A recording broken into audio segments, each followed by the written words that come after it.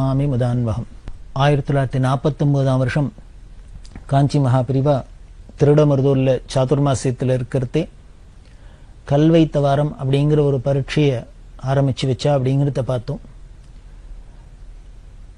வேதம் படிக்கிறவாளை ஊக்குவிக்கணும் அப்படிங்கிறதான் பெரியவாளோட ஆயுட்கால பணியா இருந்திருக்கு. தெய்வத்தின் குரல்ல எடுத்து பார்த்தாலே என்னது ஆயுட்கால பணி அப்படின்னு இதைத்தான் சொல்றா. 1வது வால்யூம்ல தான் எதுக்கு வந்தேன், தன்னோட லைஃப் மிஷன் என்ன, அதோட லட்சியம் என்ன, காரியம் என்ன அப்படிங்கறது அதை ரொம்ப தீர்மானமா சொல்றா.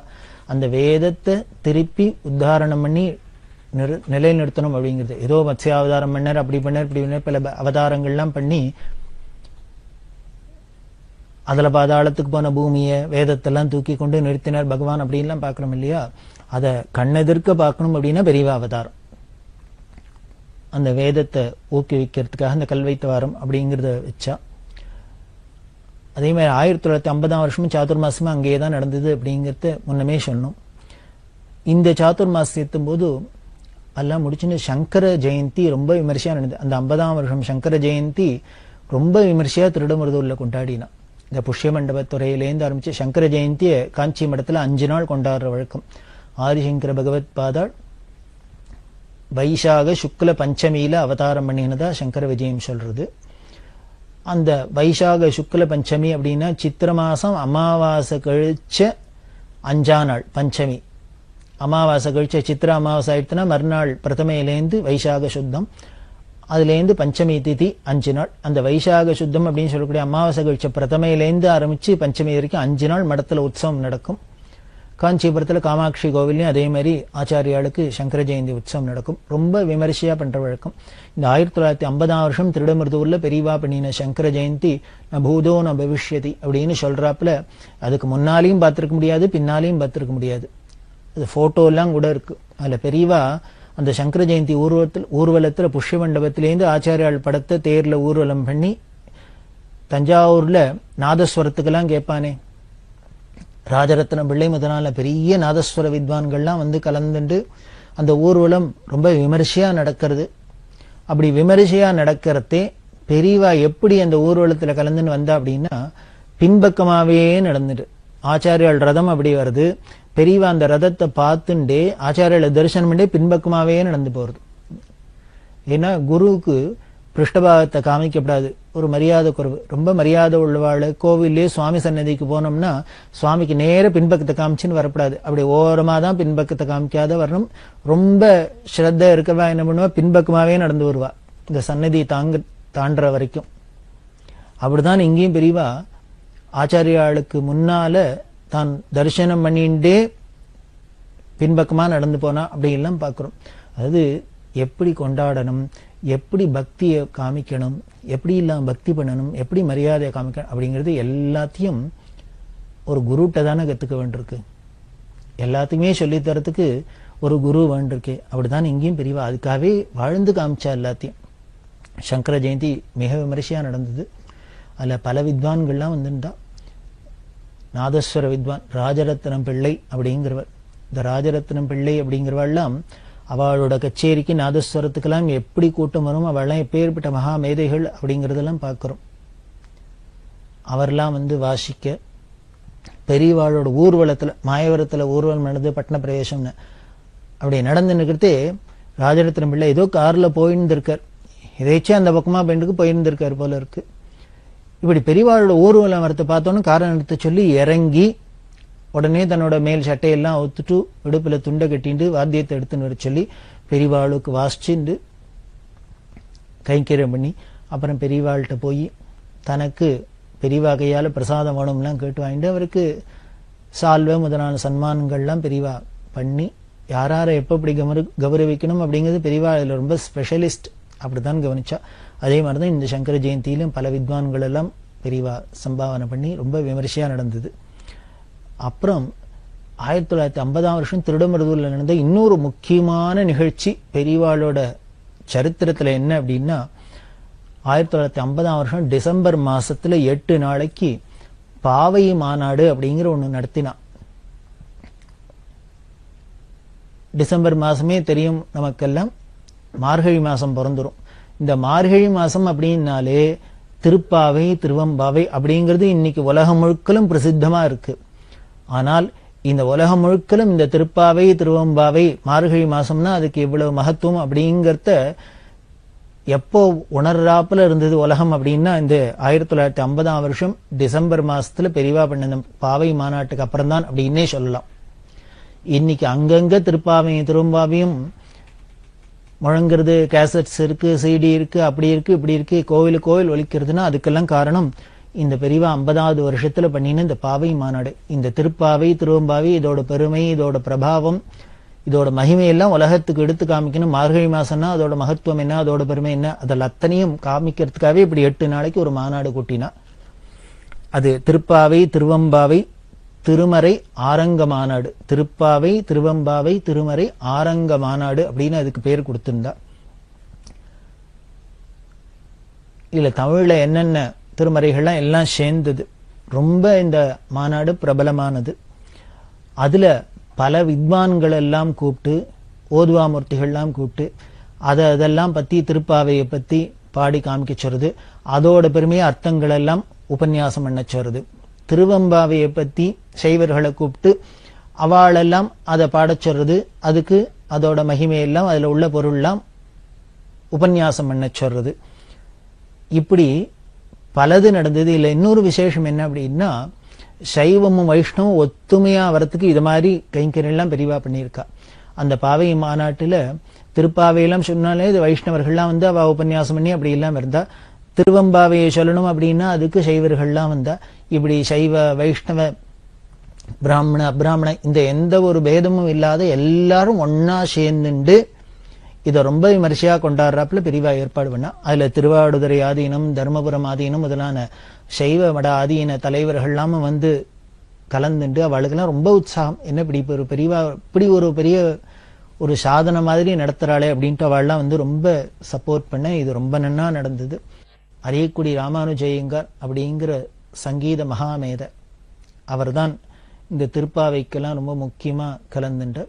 அதே மாதிரி திருவம்பாவைக்கும் பல சங்கீத வித்வான்கள்லாம் கலந்துண்டா.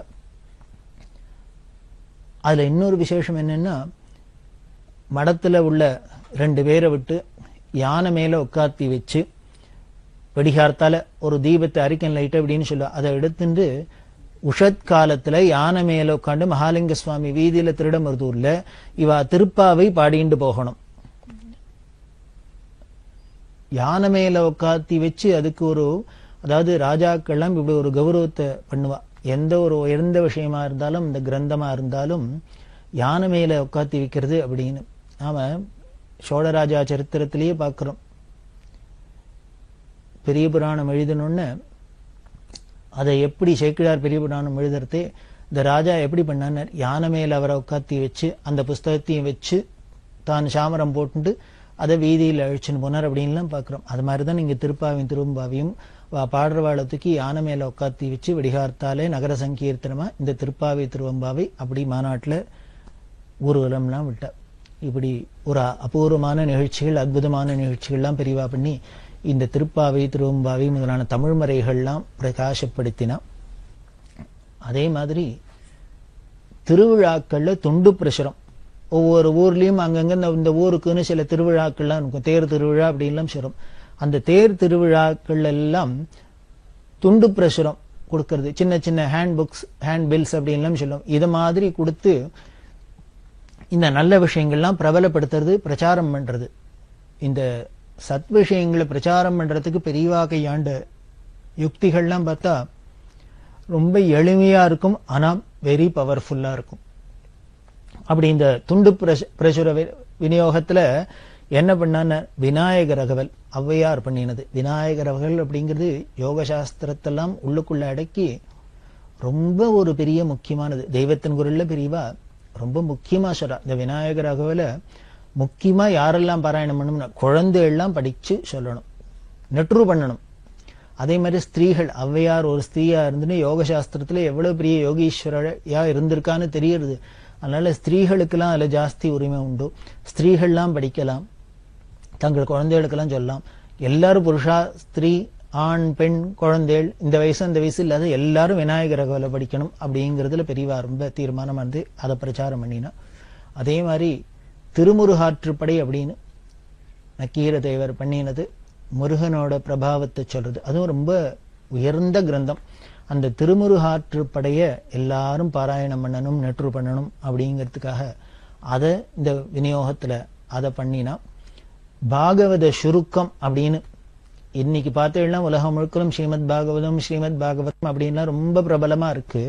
ஆனா அந்த காலத்திலேயே பெரியவா அதை என்ன பண்ணினா ஸ்ரீமத் பாகவதத்தை அந்த கதை சுருக்கத்தை சின்ன புஸ்தகமா போட்டு எல்லாரும் படிக்கணும் அப்படின்னு கொடுத்தார். ஏன் இப்படி சின்னதா போட்டு கொடுத்தான்னு அதை சின்னதா பார்த்துட்டு அதுல உள்ள அந்த விஷயங்களை தெரிஞ்சுட்டு அப்புறம் மூல கிரந்தத்துக்கு போகணும், அப்புறம் அந்த பாராயணம் பண்ணணும், அதை சப்தாகம் பண்ணணும், அப்படிலாம் எல்லாருக்கும் ஒரு ஆர்வம் வரும். அந்த ஆர்வத்தை தூண்டுறதுக்காகவே இந்த பாகவத கதை சுருக்கத்தை சின்னதா புக்கா போட்டு எல்லாருக்கும் கொடுக்குச்சுன்னா. அந்த காலத்துல மாயவரம் சிவராமகிருஷ்ண சஷில் அப்படிங்கிற மகான் பாகவதத்துக்கு அவர் பெரிய அத்தாரிட்டியா இருந்திருக்கார். ஏன் அப்படின்னா ஸ்வார்த்தமா பண்ணியிருந்த எந்த ஒரு பதிப்பிரயோஜனமும் எதிர்பார்க்காத எந்த ஒரு லாப நோக்கும் இல்லாத அவர் பாட்டுக்கு ஈஸ்வரார்ப்பணமா இந்த பாகவதத்தை பிரச்சாரம் பண்ணியிருந்தார். அந்த பாகவத பிரச்சாரம் பண்ணியிருந்த அந்த மாயவரம் சிவராமகிருஷ்ண சாஸ்திரியோட பிரபாவமே ரொம்ப பெருமை. பெரியவாள்கிட்ட ரொம்ப பக்தி. அவர் பெரியவாளோட இந்த கைங்கரியங்களை இது மாதிரிலாம் ஸ்கீம் போட்டு பல கைங்கரியங்கள்லாம் பண்றதே தன்னோட உபன்யாசத்துல வரதெல்லாம் கலெக்ஷன் ஆறதெல்லாம் பெரியவாளை கொண்டு காணிக்கையா கொடுக்கறது அப்படின்லாம் அவர் வச்சிருந்தார். அப்படி இருந்த அந்த மகானுக்கு ஒரு சமயம் சித்தஸ்வாதீனம் இல்லாத போயிடுது, எல்லாம் மறந்து போயிடுத்து. பிரம்ம பிடிச்சாப்புல உட்கார்ந்து இருக்கார், ஒண்ணும் இல்ல, பேசாத உட்கார்ந்து இருக்க பிரம்ம பிடிச்சாப்புல, சித்தஸ்வாதீனம் இல்லாத எல்லாம் பழசெல்லாம் மறந்து போயிடுத்து. அப்படி இருக்கிறதே வருத்தப்பட அவ என்னெல்லாமோ வைத்தியம் பண்ணி பார்த்து ஒன்னுக்கும் சரியா வராது. அப்புறம் பெரியவாள்கிட்ட வந்து அவ குடும்பத்தில் உள்ளவா சொல்ல அவர் அழிச்சுன்னு வர சொல்லி பெரியவா விபூதி பிரசாதம் கொடுக்க சந்திரமௌலீஸ்வரர் விபூதி பிரசாதத்தினால அவருக்கு திருப்பி ஞாபகம் வந்து பெரியவாளை பார்த்தோன்னே பெரியவா சன்னிதியில உடனே பெரியவா பாகவத்திலேருந்து ஏதானும் சாஸ்திரியோட ஸ்லோகம் சொல்லணும் அப்படின்னு சொல்ல எனக்கு எல்லாம் மறந்து போயிடுத்தே நான் என்ன பண்ணுவேன்னு சொல்ல உடனே பெரியவாளே எடுத்து கொடுத்து அதுலேருந்து ஆரம்பிச்சா மட திறந்த வெள்ளம் மாதிரி கிடுகிடுன்னு அத்தனையும் திருப்பி ஞாபகம் வந்துட்டு வந்து அதுக்கப்புறம் இவர் உபன்யாசங்கள்லாம் பண்ணிட்டு பெரியவாளை கைங்கரம் பண்ணியிருக்கார். அப்படின்னா இது மாதிரி பல அதிசயங்கள்லாம் பெரியவா சன்னதியில அன்னன்னைக்கு நடந்துட்டே இருக்கும். அந்த பாகவதத்தை சுருக்கத்தை புஸ்தகமா கொடுத்து அதை பிரச்சாரம் பண்ணினா, ஏன்னா பக்தியில எல்லாருக்கும் வளரணும் அப்படிங்கிறதுக்காக. வார வழிபாட்டு சங்கம் அப்படின்னு நாமெல்லாம் இப்ப என்ன பண்றோம் அப்படின்னு நமக்கு ஏதானும் கஷ்டம் வரத்தே இடைஞ்சல் வரத்தே இது மாதிரி எல்லாரும் சேர்ந்துட்டு ஆஹா ஊகுன்னு அழுது ஏதோ பக்தி பண்ணி அதை போக்கிக்கணும்னு பாக்குறோம். ஆனா பெரியவாள்கிட்ட என்ன அப்படின்னா இது மாதிரி ஒரு இக்கட்டான சமயத்துலதான் ஈஸ்வரன் காலை பிடிக்கிறது அப்படிங்கிறது இல்லை. எப்பொழுதும் ஒரு காலை பிடிச்சிருந்தாலே நமக்கு விபத்தே வராது, கஷ்டமே வராது. அதனாலதான் வார வழிபாட்டு சங்கம்னு வாரம் இதை பண்ணணும். காரணம் அந்த காலத்துல இந்த வெள்ளையர்கள் ஆதிக்கத்தினால ஞாயிற்றுக்கிழமைன்னு அவ லீவ் விட்டதே அவா சௌரியத்துக்கு தான் விட்டா. அவ அத்தனை பேரும் சர்ச்சுக்கு போகணும் அப்படிங்கிறதுக்காக, கோவிலுக்கு போகணும், இந்த மத வழிபாடு வேணும், அதுக்கு ஒரு நாள் லீவு இருக்கணும் அப்படிங்கிறதுக்காகவே ஞாயிற்றுக்கிழமை லீவுன்னு வச்சா அது நமக்கு அப்படியே தொடர்ந்து வருதுன்னு வச்சுங்கோ. இஸ்லாமியர்களா இருந்தா வெள்ளிக்கிழமை லீவு அப்படின்லாம் வச்சுக்கிறா. சனாதன மதத்துலதான் இந்து மதத்துல தான் இது மாதிரிலாம் ஒரு குறிப்பிட்ட நாள் அன்னைக்கு மட்டும்தான் இறைவனை வழிபடுறது அப்படிங்கிறதுலாம் இல்லாத நமக்கு ஆயுசு முழுக்கலுமே எல்லா நாளுமே ஈஸ்வரன்ட்ட பக்தி பண்றதுதான். அப்பர் சுவாமி சொல்றாரு, பேசாத நாளெல்லாம் பிறவா நாளே அப்படிங்கிற, உன்னை நினைக்காத உன்னை பத்தி பேசாத இருந்த நாள் எல்லாம் அன்னைக்கு நான் பிறந்த நாள் இல்லை, இறந்த நாள்.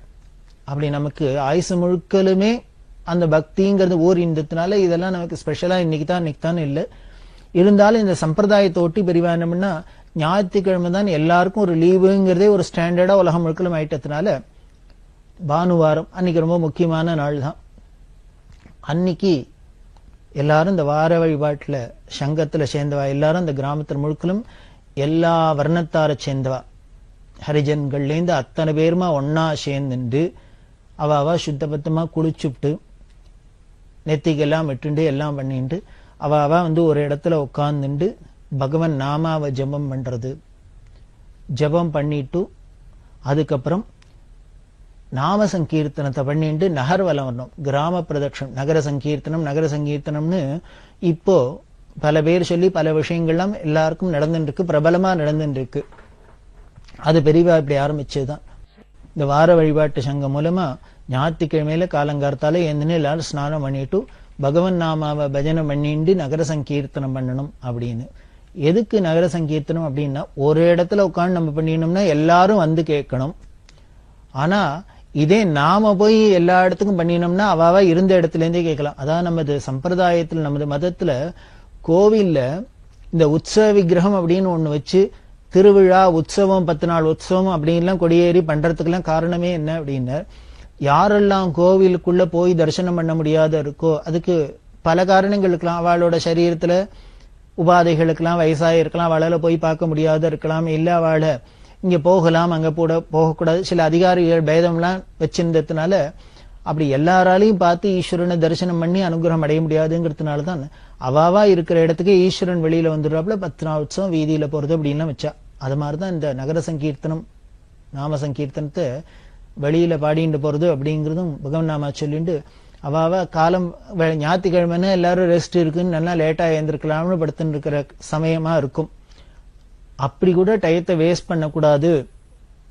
மகான்கள்லாம் பயப்படுறாளே, யமன் வரத்துக்கு முன்னால அவன் காலடி ஓசை அடங்கும் முன்னே உன்னோட காலடியை நான் பிடிச்சணும், உங்ககிட்ட பக்தி பண்ணணும் அப்படின்லாம் பிரார்த்தனை பண்றாளோ இல்லையோ. அதனால எல்லாரும் தூங்கிடப்படாது.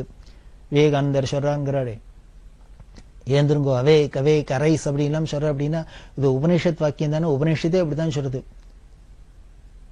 உத்திஷ்ட ஜாகிரத அப்படின்னு தான் சொல்றது. ஏந்திரு முழிச்சுக்கோ அப்படின்னு தான் சொல்றது.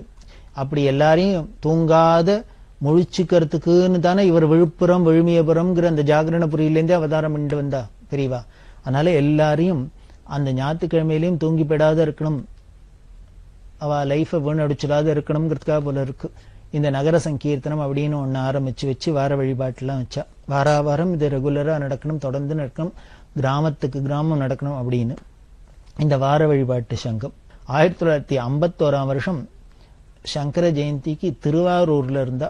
திருவாரூருக்கு பக்கத்துல செம்மங்குடிங்கிற இடத்துல சங்கர ஜெயந்தி. அதுல 100 லட்சண வித்வான்களுக்கு தோடா பெரியவா சம்பாவனை பண்ணினா. 100 வித்வான்கள் அப்படின்னா திருமதஸ்தர்களும் திருமதஸ்த சேர்ந்தவாளும், அதாவது ஸ்மார்த்தர்கள், வைஷ்ணவர்கள், மாத்வர்கள் அப்படின்னு சொல்லக்கூடிய 3 மதத்திலையும், இந்த வைதீக மதத்துல பல சம்பிரதாயங்கள் உள்ளத்துல யாரெல்லாம் வித்வான்களா இருக்காளோ, சலக்ஷண வித்வானோ அத்தனை பேருக்கும் கூப்பிட்டு 100 பேரை கூப்பிட்டு அத்தனை பேருக்கும் யாழி முகத்தோட அப்படின்னு பேரு.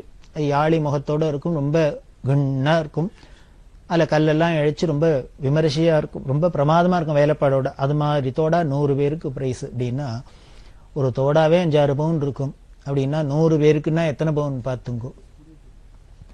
அத பெரியவாளுக்கு இப்படி ஒரேடியா காசு செலவா 500 பவுன் வேணும், 600 பவுன் வேணும், ஒரு கோபுரத்துக்கே பவுன் வேணும்னா உட்காந்து இடத்துல வருதுன்னா இதுக்கெல்லாம் என்ன பெரிய காரியமா?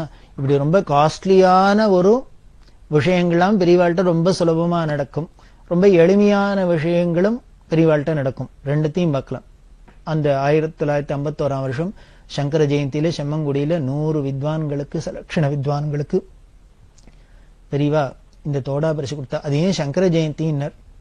அந்த சங்கர ஜெயந்தி, அந்த சங்கர அவதாரம் நடந்ததுனால தானே இந்த வேத மதம் இன்னி வரைக்கும் இருக்கு, சனாதன மதம் இருக்கு, ஷண்மத ஸ்தாபன ஆச்சாரியார்னு எல்லாரும் ஒத்துமையா இருக்கிறதுக்கெல்லாம் காரணமா இருக்கு. அதனால இந்த சங்கர ஜெயந்தியை ரொம்ப விமர்சையா கொண்டாடணும், அது ரொம்ப மகா புண்ணிய தினம் அப்படின்னு பெரியவாளுக்கு இன்னும் ஆசை. வீட்டுக்கு வீடு ராமநவமி, கோகுலாஷ்டமி மாதிரி எல்லாம் எல்லாரும் கோலம் போட்டு மாலை தோரணம் கட்டி ஆச்சாரியாளை வச்சு பூஜை பண்ணி அன்னைக்கு விசேஷமா கொண்டாடி பகவத் பாதாள ஸ்மரிக்கணும் அப்படிங்கிறது பெரியவாளோட ஆசை. அது எல்லாரும் அவசியம் பண்ணணும். பெரியவாளுக்கு நம்ம பிரீத்தியா ஒண்ணு பண்ணணும் அப்படின்னா பெரியவாளுக்கு ஒண்ணு கொடுக்கவே வேண்டாம். பகவத் பாதாளுக்கு, ஆதிசங்கருக்கு நாம ஏதானும் ஒண்ணு பண்ணினோம்னா, ஆச்சாரியாளுக்கு இந்த சங்கர ஜெயந்தியை கொண்டாடினோம்னாலே அதுவே பெரியவாளுக்கு பெரிய பெருமை. அப்படி வீட்டுக்கு வீடு நம்ம சங்கர ஜெயந்தியை உற்சாகமா கொண்டாடினாலே பெரியவா அங்க வந்துருவா அந்த குரு பக்தியினால. அப்படி சங்கர ஜெயந்தியினால்தான் உலகத்துல இன்னைக்கு தர்மம் இருக்கு அப்படின்னு சொல்லுவா. பிரதோஷமாமா என்ன சொல்லுவான்னா, இப்படி பகவத் பாதா ஜெயந்தியை கொண்டாடுறது, வீட்டுக்கு வீடு கொண்டாடுறது பெரியவாளுக்கு சந்தோஷமோ முக்கியமோ, அது மாதிரி நமக்கு கண்ணுக்கு தெரிஞ்ச ஆதிசங்கரர் பெரியவா. இந்த சங்கரோட பெருமையே பெரியவாளால தானே தெரியுது. அதனால அவர் ஆதிசங்கரர்னா இவர் இன்னைக்கு வந்த சங்கரர், நம்ம கண்ணெதிர்க்க தெரிய பிரத்யக்ஷ சங்கரர். அந்த பெரியவா ஜெயந்தியும் ரொம்ப முக்கியம். அதுவும் வீட்டுக்கு வீடு கொண்டாடணும், பேட்டைக்கு பேட்டை கொண்டாடணும், தெருக்கு தெரு கொண்டாடணும் அப்படின்லாம் பிரதோஷமாமா ஆசைப்படுவா. அப்படி பெரியவா ஜெயந்தி சங்கர ஜெயந்தியில நமக்கு ரொம்ப முக்கியம். இந்த ஜெயந்திக்கெல்லாம் ஜெயந்தி அப்படின்னு சொல்லலாம். அந்த சங்கர ஜெயந்தியில விதத்துல பண்ணா அதுக்கு இந்த சனாதன மதத்துக்கு எல்லாத்துக்குமே மூலம் இந்த வேதமா இருக்கிறதுனால இந்த வேத வித்வான்களுக்கு அப்படி தோடா பரிசா கொடுத்தா. அப்படி இருக்கிற பெரியவா ஜனங்களோட கஷ்டங்கள்லாம் போகணும் அப்படிங்கிறதுக்காக ராமநாம ஜபத்தை பண்ண சொன்னா. ஸ்ரீராம ஜெயம் எழுதுறது அப்படிங்கறதெல்லாம் இன்னைக்கு பாக்குறோம். ஸ்ரீராம ஜெயம் லட்சக்கணக்கா கோடிக்கணக்கா எழுதி அதுக்கு கோவில்லாம் கட்டி அப்படி எல்லாம் ரொம்ப பிரபலமா இருக்கு. அதுக்கெல்லாம் மூல காரணம் வேர் பெரியவா போட்டதுதான். நீங்க எங்க வேணா பாருங்க, எந்த சத்காரியத்துக்கு பாருங்க, இன்னைக்கு உலகத்துல பிரபலமா என்ன நடந்தாலும் சரி அதுக்கு சர்வ நிச்சயமா எங்கேயோ பெரியவா அடியில விதை போட்டிருப்பா. நாம தான் அதை கவனிக்கணும். அப்படி ஸ்ரீராம ஜெயம் எழுதுறது அதை சொன்னா. அதே மாதிரி ராமநாம ஜபம் பண்றதுன்னு எல்லாரும் 108 தடவையானும் பண்ணணும் அப்படின்ட்டு ராமநாம ஜபத்தை பண்ணணும். ஏன்னா தாரக மந்திரம் இல்லையா, இது பெரியவா வெறும் பண்ணுங்கோ அப்படின்னு மட்டும் சொல்லல. அப்படி ராமநாமம் எழுதினாக்க ஸ்ரீராம ஜெயம் இத்தனை எழுதினா வெள்ளிக்காசு, இத்தனை எழுதினா பவுன் காசு அப்படி எல்லாம் சொல்லி பவுனும் வெள்ளியுமா வாரி அரைச்சு இந்த நாம பிரச்சாரம் பண்ணின ஒருத்தர் உண்டுன்னா அது மகா பெரியவா தான். இப்படி ஜனங்களோட க்ஷேமத்துக்காக, ஒரு சாந்திக்காக, அமைதிக்காக பெரியவா பல விஷயங்கள் சொல்லி இருக்கா. அதுல இன்னும் பலதை நாம தொடர்ந்து பார்க்க போறோம்.